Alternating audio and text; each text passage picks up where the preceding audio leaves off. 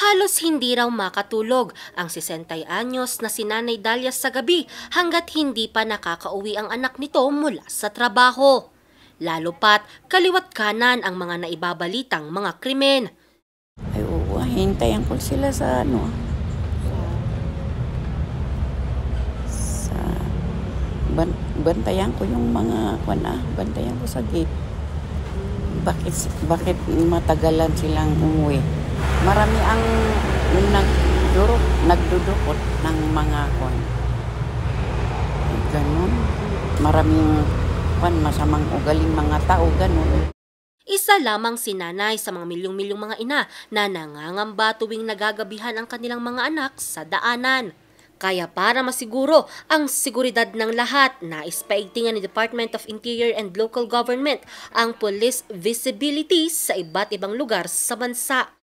Ang gusto ng ating Pangulo ay may koneksyon ng trabaho at statistics ng pulis sa pakiramdam ng tao.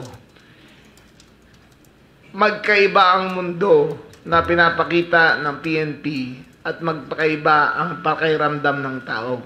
Dapat magkaisa yan. Dapat magkatugma.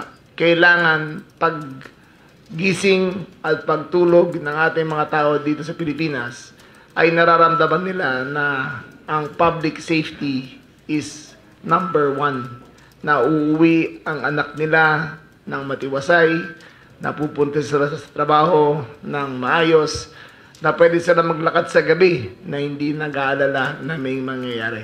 Ayan ang aim natin. Napansin din daw ang pagtaas ng crime rates sa NCR, Region 4, Region 7, Region 3 at Bangsamoro Autonomous Region in Muslim Mindanao.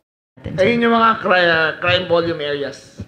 NCR number 1 because of the density. Usually there's a pattern in density of population and crime occurrence. So dyan muna tayo magko-concentrate. Tapos the downstream yan sa lahat.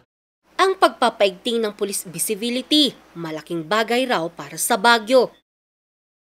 We have recorded 209 incidents as compared to last year of the same period, which is 340. So merong decrease ng 131 incident or 39%.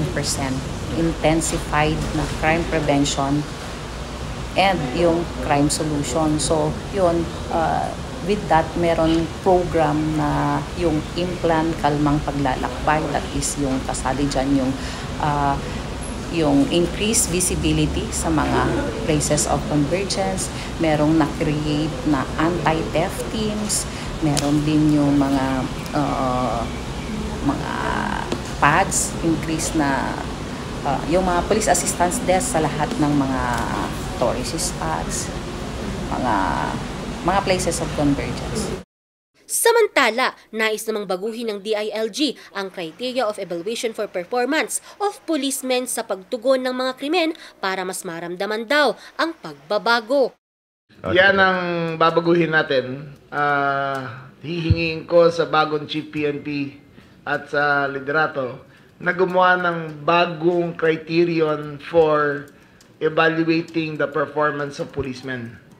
Ngayon kasi, ang criterion ay hindi siya responsive sa kailangan ng tao.